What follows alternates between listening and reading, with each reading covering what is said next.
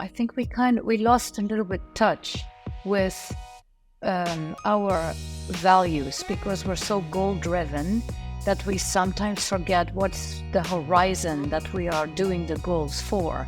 But it's a repetition of the same patterns that we believe that by working harder, by having more, you will grant yourself more happiness, more peace, more love, more whatever. It's always about more. We don't have to worry about a roof above our head or the bread on the table. That's already there. So there is also slightly more room to reflect on how do I feel. People are invited to learn from the inside out. Personal values, collective values, and the relationships with yourself, with others. The only way out is through your most mind-altering hour of the week. Hi, you're listening to Shift Happens, and I'm your host, Ina. If you've ever struggled with questions such as, what am I meant to do in life? Who do I want to become? What is my place in this society? Listen to this episode. I have received a submission from one of our listeners sharing her deeply personal story, grappling with these questions. So I invited not one, but two psychotherapists and psychologists to analyze her case. We will do that at the end of this episode. By the way, if you like this analysis and want me to make this a regular segment in our episodes, then give this podcast a thumbs up so that I know. If you would like me to invite a psychologist to evaluate your specific or individual case, please send me an email at info@shifthappens.com. And now, let's get to it, shall we? I have had a hot-cold relationship with the topic of mental health ever since I was 11 years old. Being a diehard optimist, I started off by hating the subject after I saw major depression eating away the health of my mother on the heels of my parents' divorce. And then I became obsessed with the topic when I was overcome by anxiety, depression, and eventually a burnout around the age of 22. If you are imagining me hiding away in the dark under the blanket somewhere, you are wrong. I was a highly functioning mental patient, and that's the danger of these afflictions. Most of us are forced to work a full-time job, complete a couple of degrees, raise a couple of children, and many of us do so with a smile, but behind the smile, we don't feel so well. And here's the thing. There's a 25% chance that you will suffer from depression or anxiety at some point in your life. And when the point comes that you will seek treatment, there's a 50% chance that you will not find it because 5 out of 10 people who are looking for psychological care cannot get access to it. The demand is simply exceeding our ability to supply it. And if you are one of the lucky people who finds treatment, the chance that you will relapse again at some point is 72%. So the solutions that we are creating and offering in the mental health space are either not effective or they're not sustainable long term. We ought to ask ourselves, have the needs of the human race outgrown traditional mental therapy? Is it time to disrupt the therapy landscape? This and more I discuss with my guests today, founders of the Experiential Training Institute, Hans van Wechem and Jeanine Souren. Jeanine, Hans, welcome. Thank you. Thank you. 350 million people worldwide are suffering from depression. And if we're looking at the Netherlands alone, we're talking about around 17% of the whole population of Holland that is suffering with depression each year. Are we as species suffering from some kind of a collective crisis, or what's happening? What's going on? Because we are evolving. We're doing much better technologically. We're doing so well economically. What's happening with our mental state? First of all, I want to say I'm not a psychologist. I'm a psychiatrist and a psychotherapist, so both. But being a psychologist is something else. I can prescribe medication, and psychologists can't. So I've got a slightly different perspective on the whole topic from the more psychiatric point of view. But to go back to your question, what, in my opinion, is happening in short term is what you could call system overload. there's too much information to process, and the strain to keep up with this rapid pace in not only in your own surroundings but worldwide, especially after the introduction of the World Wide Web. The world has become an extension to what you already were experiencing, only bigger, and so much more information is coming in. So yeah, in short, I think it's also not only but also due to a worldwide system overload. The cost of the mental health is projected to grow from 3 trillion about 10 years ago to $6 trillion in 2030. So this is costing a lot to our economy, and it's also getting worse. I would like to add something to that. I think another factor of influence is the stage the world is in now. So we don't have to, at least here in the Western world, we don't have to worry about a roof above our head or the bread on the table. That's already there. So there is also slightly more room to reflect on how do I feel? And where like 100 years ago, it wasn't about how do I feel, but how do I make sure I harvest enough crops to feed my family in the evening. So you think our navel gazing is actually not helpful? So the more we self-reflect, instead of becoming more self-aware? No, that's not what I'm trying to say. But I am saying that there is a shift in priorities. And I think what is another factor is that we are much more able to compare. When you would live in a close community where everyone was sort of on the same level and standard, then in comparison to your direct neighbor, you would sort of be more the same, right? And now when you're living in a really poor country and you have access to your mobile phone, because everyone has, and you can see the standard of living somewhere else, of course, that's what you want, but it's not what you're able to create for yourself. So that will raise the level of frustration and anger about missing out on all the opportunities in life that are sort of granted for people that were born into more profitable circumstances. So there is a lot of resentment, anger, and comparison going on that wasn't there before. I think you brought up another, I think, really important topic, and that's about the emphasis on validation and acknowledgement instead of focusing on what we really need. Because I think as a society, we sort of gave up on the whole notion of what unconditional love is, because we are used in thinking in terms of conditioning, of conditions that we need to meet to deserve love. You at one point are out of touch with also what I call spirituality, that was for a long time the foundation that gave sense and meaning to life. You had to replace that with something else, with materialistic need fulfillment, but there are all surrogates. They're not really fulfilling. So people for more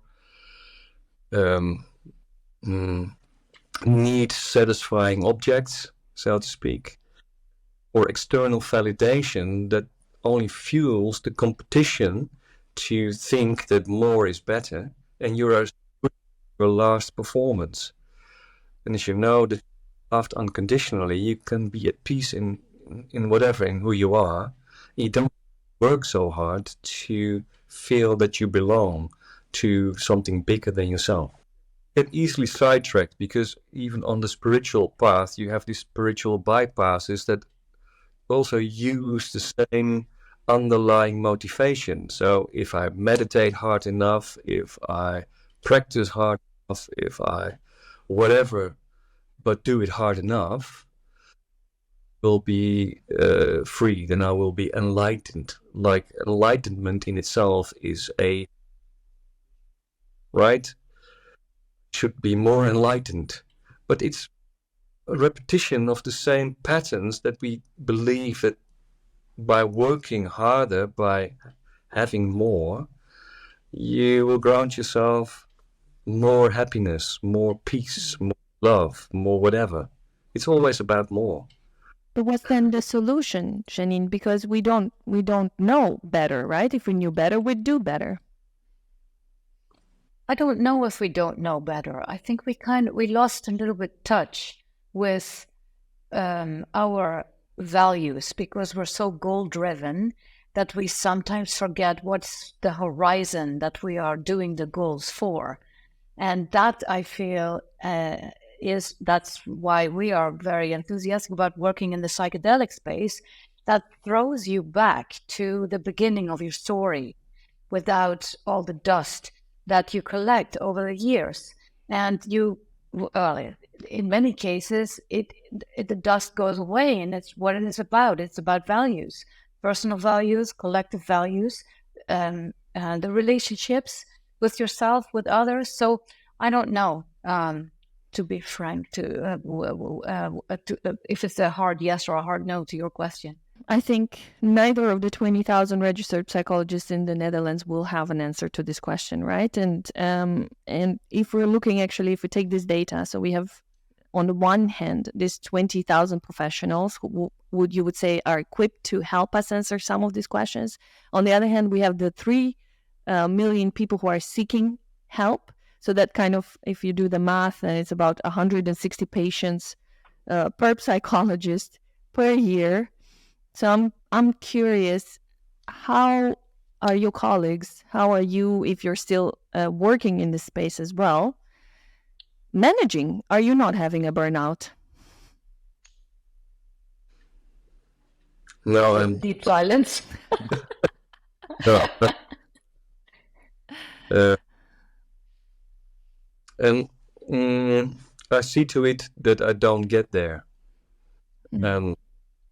Because, like you say, you could also fall in the same trap that we simply need to work harder to solve these problems. I think these problems are symptomatic for what's underneath.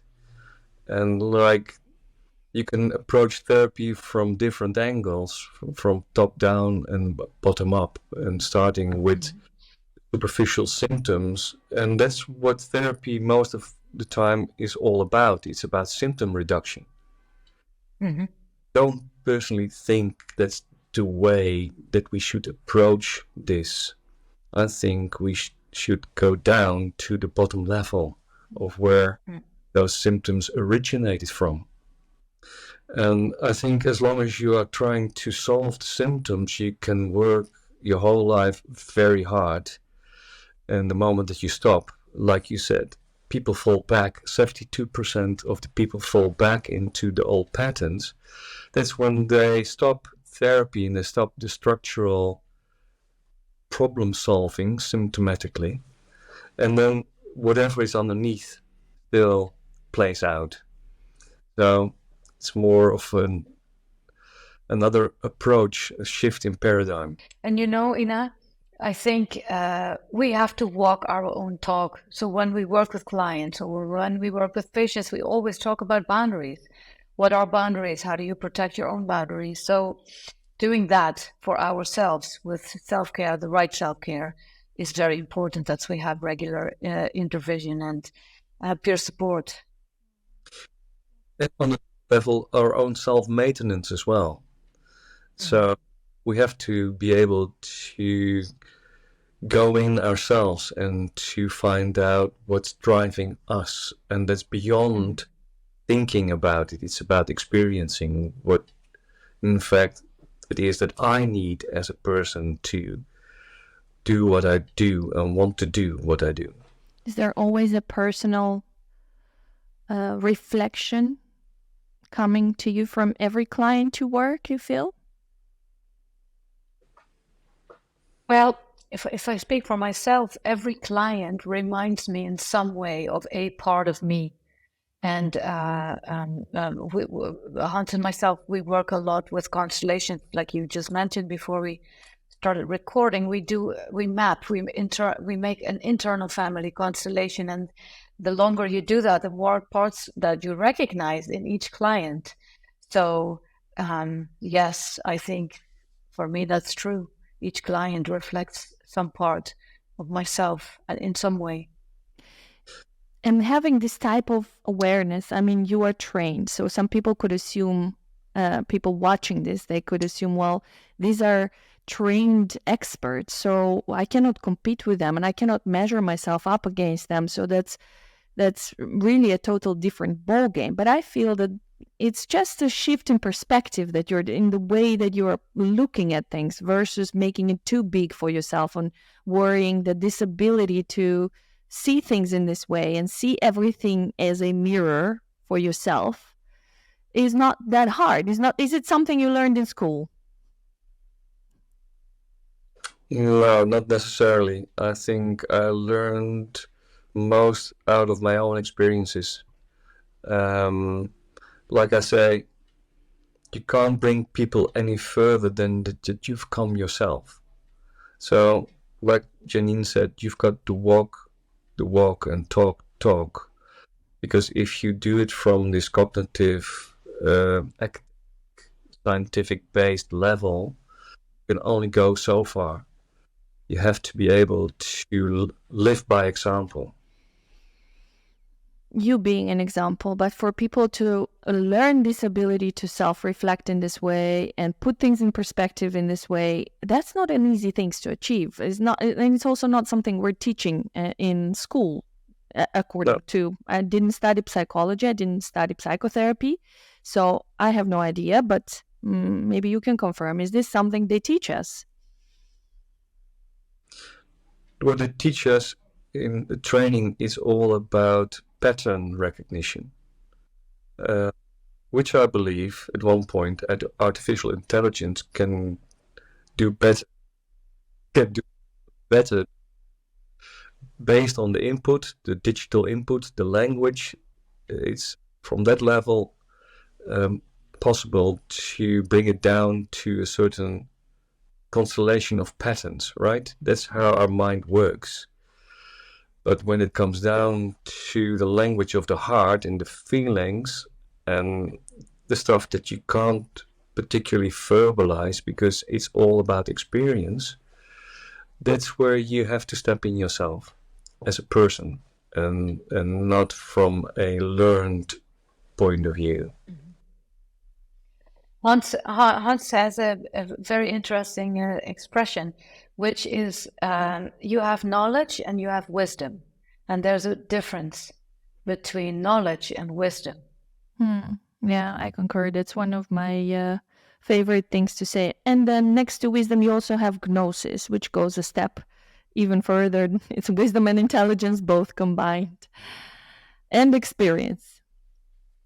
Yeah, it's the knowing from not knowing, which I think is the deepest level of awareness of all. Known to men to this point, where we are with our level of consciousness at the moment, perhaps, yeah.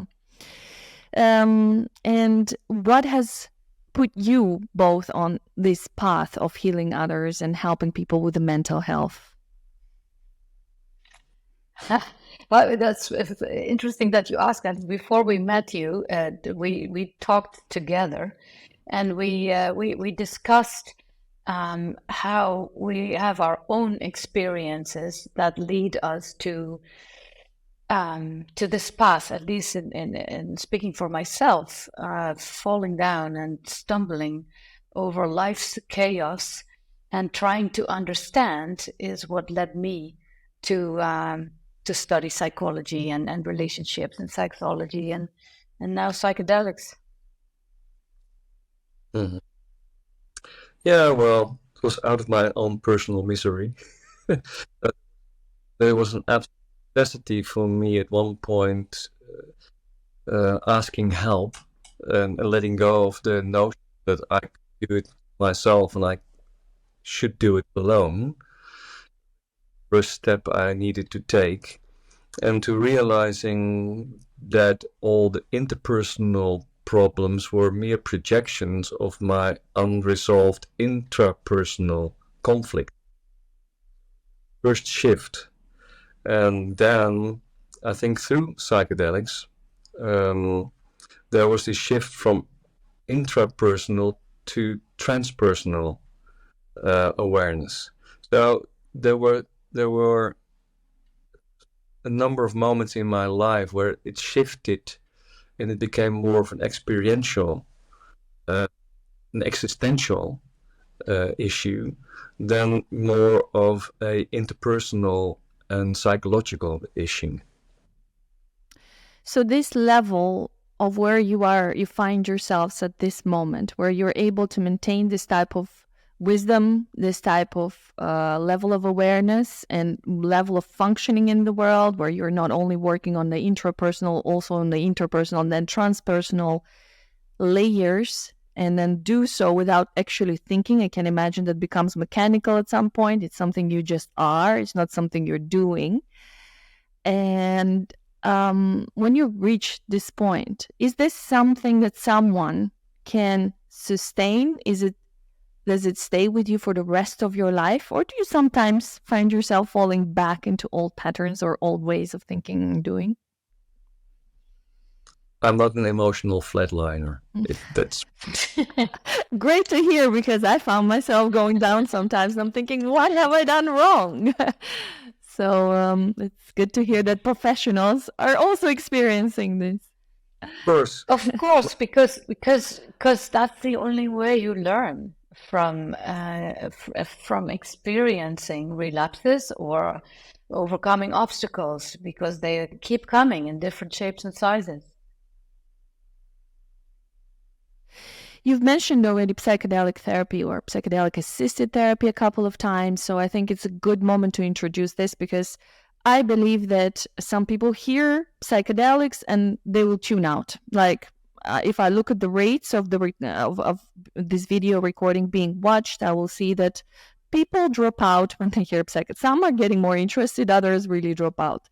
And specifically people who are coming from professional spheres, such as, the corporate world, actually the people who could use it the most, right? It's those people who are dropping out when they hear the word psychedelic. For me, psychedelics are about innovating the mental health space. So it's not about taking a drug, it's about a paradigm shift in how we conduct therapy. So it's the whole holistic approach, and I wholeheartedly support this, and I see that the only way forward for us to sustain the current rates of change and also the current bridge the gap between the change that we are faced with, but also the mental crisis that we're having that's currently so much lagging behind. I think the only way forward is disruption, and we're disrupting in every area of our life, right? Bitcoin, cryptocurrency, remote work, online streaming media instead of TV, right? Every single area, wherever you look around you, there's something that has been disrupted in a physical sense, in the material world. And then when it comes to our inner landscape, I think mental well-being needs to be disrupted. For me, psychedelics are the way. What do you say? I love chaos.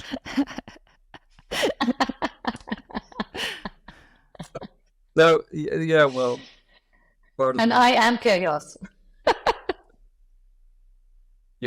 You have to be able to reset. So, from a scientific point of view, people that didn't drop out already this, they must be good about the default mode network, where the brain sort of keeps structure, but also clings to what it already knows. So you repeat yourself in the same patterns over and over and over again. And what psychedelics seems to do is they create, in a sense, a mystical chaos that will allow for a breakthrough through this rigidity. So a lot of our mental problems consist out of our mind being too overly rigid. So we want to be right all the time because that creates an inner safety. Thinking you know that you are right about yourself and the world sort of reaffirms your whole concept of the reality itself. So to open your mind, how to change your mind, Michael Pollan, is to break through these patterns. And for that you need a disruption, like you're saying. That will allow for a reset and a reevaluation of what's also there, to enable to expand your way of thinking in your inner landscape. And actually, I have some really interesting news that are really fresh, and I think they were published yesterday. And that is the FDA, so the American Food Administration Department, has prioritized psychedelic-assisted therapy to August 11 this year, which is 1.5 years sooner than they had initially predicted that they would be discussing this topic. So this, for me, is a really important kind of alert moment or highlight, telling us that urgently, and also the governments are seeing that urgently, we are needing to innovate in the mental well-being space. So disruption happening on that level as well. So it's nice to see that the governments are also supporting that. Now I'm wondering, what does that mean for all the therapists that you're working with? Because I haven't mentioned it maybe in the beginning sufficiently enough, but you are the founders of the Experiential Learning Institute. Can you tell me a little bit about the institute? So we've started Experiential Training Institute after Field Trip Health closed its doors, and what we found was that there was a demand of mental health professionals to learn experientially and not just in theory about what happens to the brain or how what works and what doesn't work when you are prepared, and especially for integration. So we made programs just for that. So when we train mental health professionals, we really emphasize experiencing it yourself as a client, but also as a facilitator or a guide. And we are finding that now that this psychedelic assisted therapy is becoming more and more known, that not in every country it's possible to experience it in a legal way yourself. Yeah, so we are noticing two things at ETI.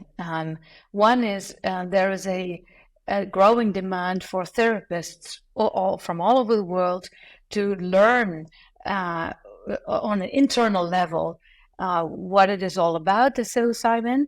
And the other is that there's also a growing demand from the mental health space of people, clients, wanting to experience this in a safe setting. And so we are noticing people coming in from abroad, as well as in the Netherlands, to join our programs. Yeah, I remember I had Michiel van Elk participating in one of the podcasts, and he mentioned something about psychedelic tourism becoming one of the top concerns for booking.com. So maybe that's a great partner for you in the future.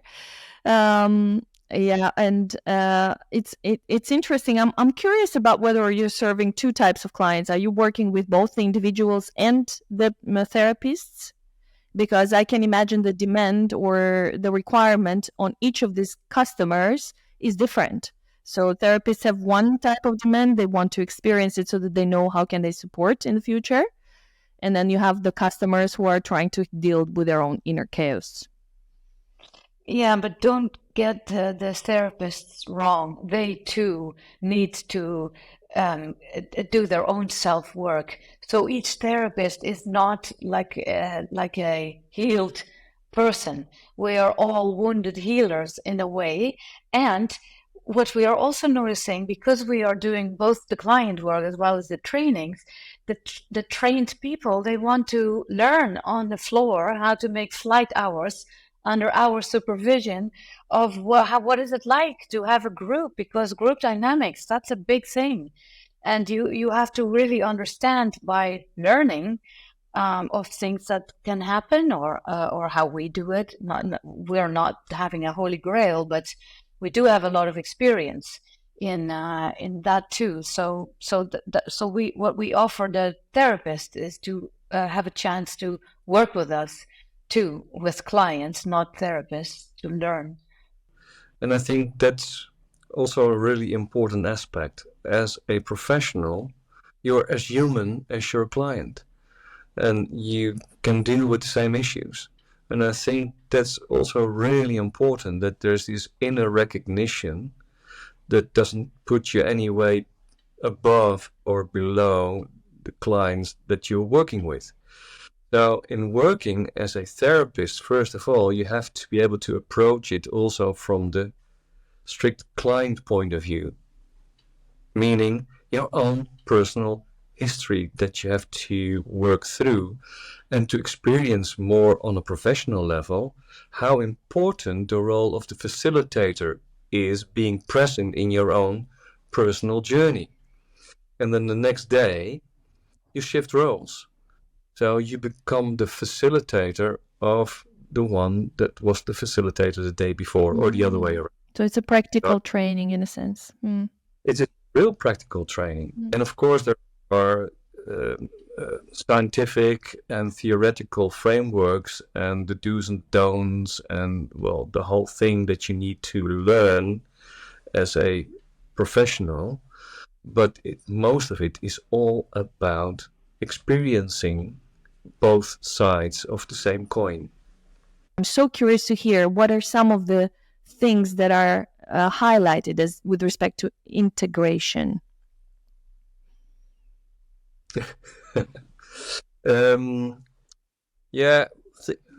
Going back to, well, the structure of training, I think both at the same time. Of course, you need a theoretical framework, and Jeanine has always been also been working as a lecturer for the IPI, this Integrative Psychiatric Institute.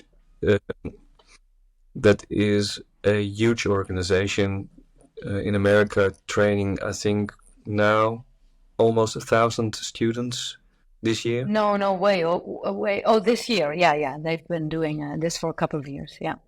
So, and they provide a year-long intense theoretical framework in which people are becoming aware of the power and the potential, but also the more dangerous aspects of working with psychedelics or psychoactives like MDMA, like ketamine and psilocybin, because those three are the three major players at the moment.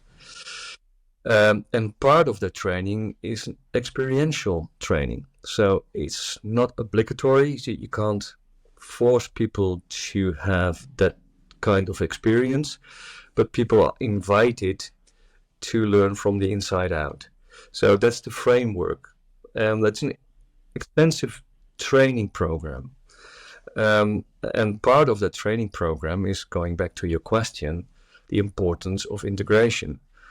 And I think that's where the emphasis should also be, not only in the preparation. I think this is crucially important to, beyond the official in exclusion criteria, to determine if people are emotionally mature enough to integrate whatever comes up during a psychedelic experience, because it can be quite overwhelming.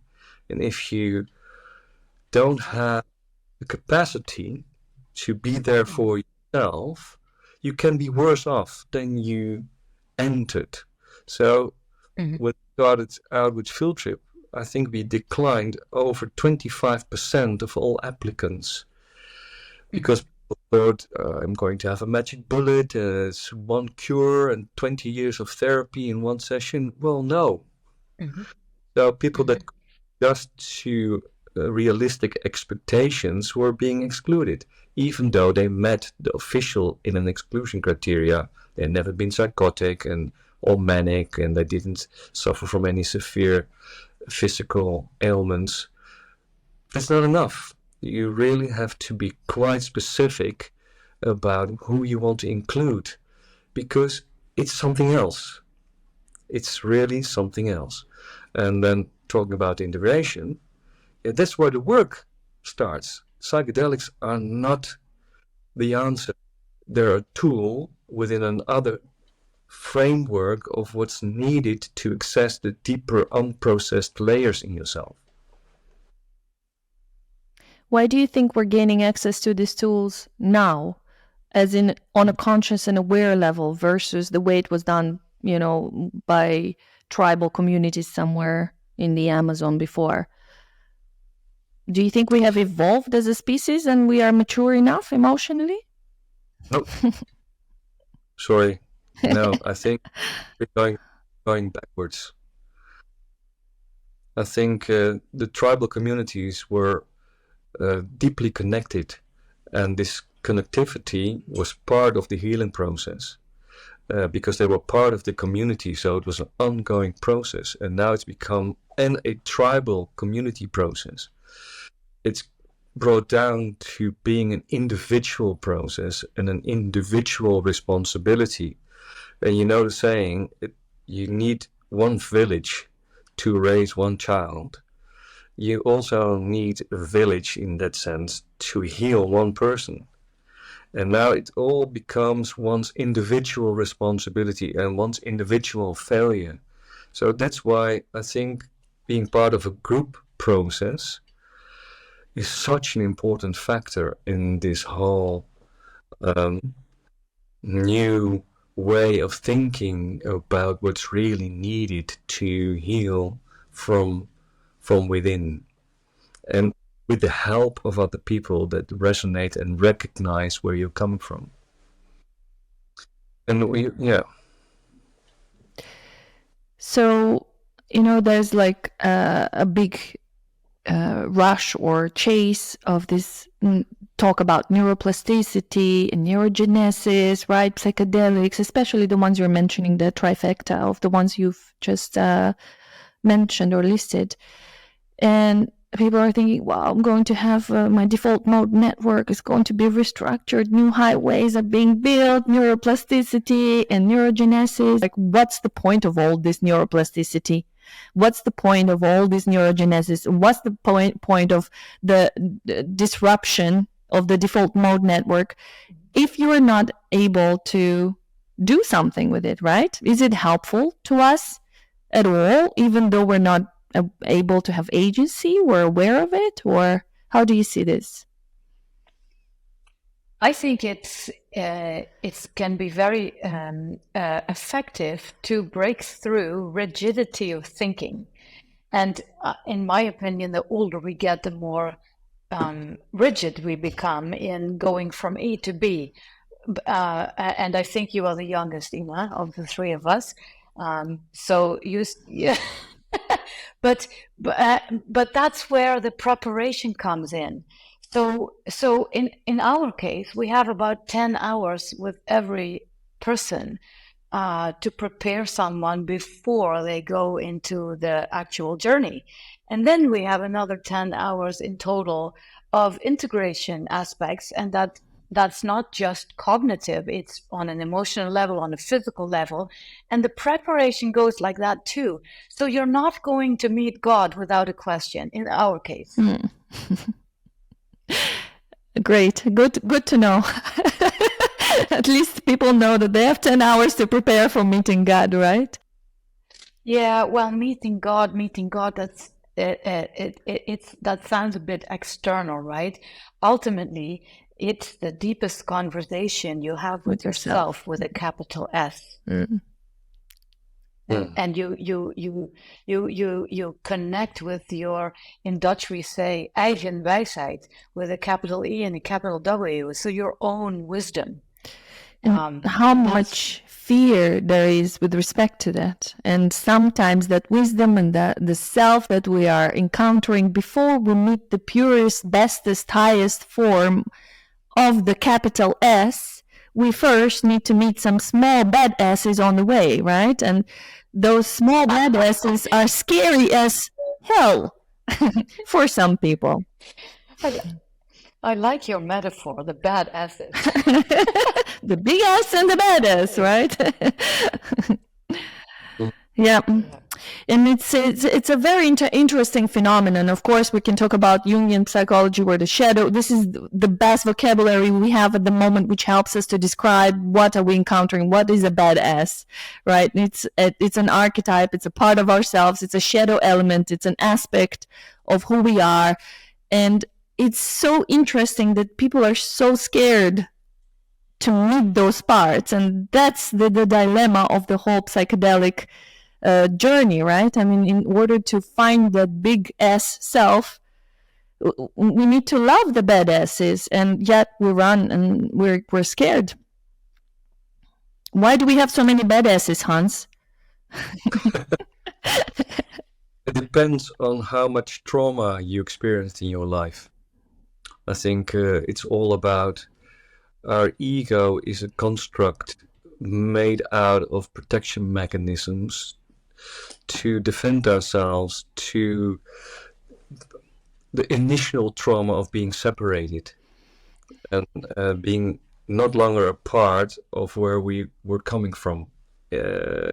Unity. So can I pause you for a second here? Because many people will wonder, well, what does it mean, the trauma of separation, right? The immediate association, and I know that's not what you mean, but the immediate association when we're talking about the primordial wound of separation comes with the idea of being born and being separated from the physical form of the womb. But I know that you mean it on a much deeper level. I think the two of them go together because we are in this human shape and human form. And at first we are part of our mother.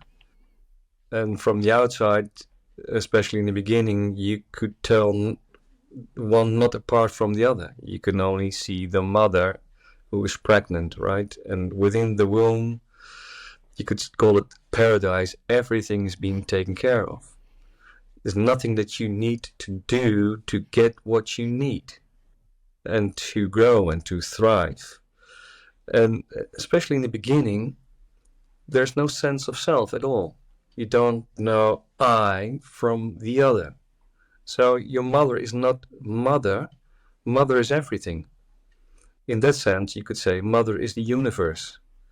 You are part of that universe. And then there is this being born in itself could already be a traumatic experience, depending how it goes, depending on the preconditions. Were you welcome? Were you loved? How was mother doing? Did she resolve her own conflicts good enough? Because if she... right. Yeah. If you in a baby in the womb, you're already marinated in her stress system, right? Her cortisol, her elevated adrenaline, the heart rate, they're all signals of something maybe not being safe enough. Conditioning already starts when you're in the womb. And depending how well you're being taken care of, if your needs are being fulfilled, if you have to go out of your way to get your needs fulfilled, that already puts so much strain and effort and having to meet conditions. So you come from an unconditional space. Yeah, you can call it also unconditional love or life or whatever. Existence, and you come into this conditional space, and that's what I call separation. In defense of all mothers, I have done a lot of self-work for years and years, maybe over 20 years, and working through the mother wound, myself, forgiving, accepting, embracing those qualities within myself, all remothering, unmothering, all of the elements and aspects that were necessary in this process to come to a place of complete flow and well-being within myself, to only get pregnant and discover that my abilities to stay in this enlightened space are very much challenged by the bloody biology. So I wasn't psychologically challenged. Suddenly I understood what hormones have to do with the physical and emotional state of being. So in those moments when I found myself blaming myself, I'm doing a bad job, I'm being a poor host, poor universe, poor unconditional love to this little being inside my body. And this is to all the mothers who are maybe experiencing this, or future mothers who are now pregnant. It is bloody hard to stay balanced in your well-being and mind state, no matter how much hard work you've done on your personal development. And I have come to conclude that there is a biological reason for this, that the stress factors that biology, nature knows what exactly is necessary for the evolution of the soul to experience in that marinated state. And therefore, it is equipping the mother with exactly the right stress factors or disbalance in her hormonal system in order to co-create that environment. But that's a very out there type of idea, and it's my personal experience. And for me, the whole pregnancy, birth, and everything felt like a whole regression back into my mother having to experience and finally really, truly relieve her pain and what that meant and how it felt for her. So that whole mother and primordial wound, whilst it's something we see as a thing we must overcome, I believe has constructive purposes and is meant to help us evolve to begin with. Yeah, and beyond that, it reconnected you to your own mother. So it helped you in being able to forgive. Right? Absolutely, yeah. And that's the higher mission, if you want a higher purpose. For me, there is no coincidence whatsoever if you redefine God as being the supreme intelligence, right? The incomprehensible power that's beyond everything. How could you ever doubt that there could be any mistakes? I'm with you. Cheers. Yeah. Back to the Experiential Training Institute. What are some of the top things that psychologists or therapists are taking out with them that is helpful for the future of our mental well-being? I think the importance of integration. So you have to experience yourself. So it's a really big thing to go through a psychedelic experience.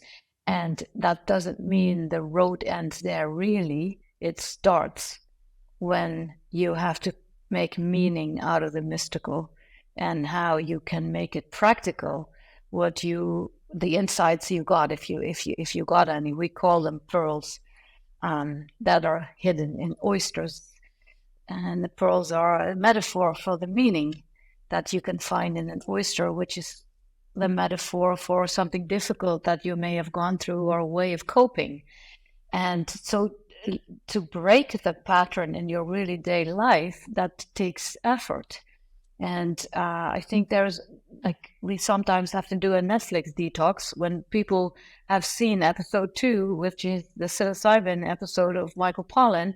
Oh, but I didn't change into a tree, or I want to change into a tree and, talk to the clouds. And that doesn't happen. That's another aspect that's really important for therapists to realize. It's not a magic bullet. It's not like the documentaries who pick out, the happy few that have those types of stories. So how do you make meaning of somebody who says nothing happened? That's my next question. How did you know? I didn't. Yes. How? Mm. Hmm. So you leave the difficult part to me now, Jeanine. No. So I can answer that, and you can add to it. So I feel some people come back, not very often. They say, "Oh, there was a void." In Spanish, it's called nada. So it is a concept, and we feel that sometimes your inner healing wisdom decides this is it. And for example, one of my clients with anorexia, she tried every substance and she always ended in the void. And when we tried to make meaning of it, we came to the conclusion that she is not meant to seek the solution outside of her, it's inside her body. It is go back to your body, live in the body that you walk on this earth with, and cherish it and take care of it. Don't find something outside of your body. That's just one example. Yeah, and maybe the void in itself is the deepest wisdom of all. Our ability to refrain ourselves from any opinion about the emptiness or the void in itself is maybe the ultimate, in the sense that you don't question anymore. You are left with what is, not what you think should be. The ability for people to fully surrender to that void is, I think, what most of us are really afraid of. There are two things that pop to mind when I listen to you, Hans, specifically. It's one, are you a reincarnation of Ram Dass? Two, after we laugh about this one. You're also bold. Yes, that's why I'm asking. I'm working on it. The second question is, I understand the type of void, and it's interesting how this conversation is being steered towards, I mean, it's colliding in beautiful synchronicity towards my latest experience, because I sometimes offer psychedelic experiences for select group. Last week, where we had 3 different therapists, and for the first time, experiencing not the type of void you're describing, because I do understand the essence of that type of void, the psychedelic void or entering the existential void. The first time that we experienced as a group or as a collective a complete non-functioning of the psychedelic itself. So the mushroom did not work whatsoever. Meanwhile, I could measure the psilocybin levels, and they were extremely high, heroic doses and above. I think that's part of something that we need to respect. We have had our own share of experiences with clients that took, well, really high dosages of psilocybin-containing truffles, up into the level that at one moment I thought, this is enough, because there seemed to be a really strong firewall there protecting what needs to be untouched, because you can't break the door open and expect it to be all right. That's the arrogance, I think, and maybe the sense as a professional that you have to give an experience to someone. No, the wisdom of this plant medicine, I do believe, is not a coincidence again. So if someone doesn't respond, he is not supposed, or she is not supposed to respond. And that's amazing when you think of it. It's such a powerful psychoactive substance, and people are really flooded, and still the mind can continue to function like nothing happened. That in itself shows how incredibly powerful our mind works. So yeah, I'm in awe, and that's what I give back to people. So you've got such a strong protective mechanism. Maybe you need something first, something else prior to wanting to have this experience. With the client we referred talking about, the day after we did breath work and another form of therapy, bonding psychotherapy, and then he completely opened up because that's where he felt he had more control. It was more safe. He wouldn't allow anything, anyone, any substance to take him over like he had been overruled from a really early age onwards. So there was a definite no to anything, anyone who would intrude his autonomy. And you both come from the scientific layers. And of course, there's the spiritual essence to your characters as human beings. But in the foundation, you are coming from a scientific base. And usually this type of groups of people, they tend to prefer secular psychedelic assisted type of therapies, meaning that we are stripping away the shamanic practices, the ritualistic practices, that we are taking out all references to God or to Buddha or to feathers or to smudging or to all sorts of other elements that are usually that would typically be included in such a practice. Now I'm wondering, how does one of your sessions look like? Would you include this? Do you say this is beneficial, or do you say this is maybe distractive? The power of rituals. Because from our Western background, we are also really accustomed to rituals. So the use of sage is something that is connected to a more tribal shamanistic way. But the use of myrrh, smoke, is an ancient tradition from a Roman Catholic that's common ground with this earlier pre-religious, you can call it tribal or shamanistic,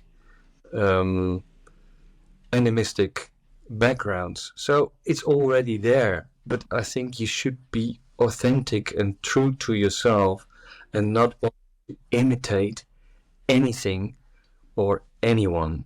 So only when it feels like it's true, it's got power. Otherwise, it's only distraction, and I think, personally, a bit ludicrous as well. And I think it's another aspect that I really came across, that people say that plant medicine, being it ayahuasca or whatever, won't give you anything more than you can handle. Everything has its value, so go for it. For me, from my personal point of view, and being a professional, I won't allow my clients to re-traumatize themselves. Not in therapy, and also not in a psychedelic situation. So then we'll intervene. And that means that we have to pay really close attention to how people are. We have to know something about their backgrounds. We have to be able to tell or ask at least, do you need help?